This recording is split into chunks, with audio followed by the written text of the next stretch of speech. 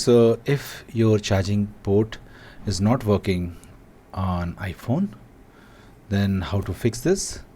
So first of all, take out the case and inspect the charging port.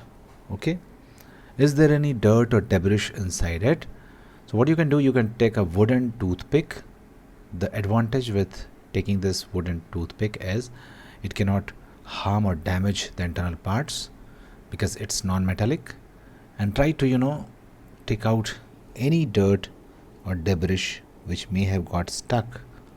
So just trying to take things out in both the directions and see if there is anything stuck in the charging port.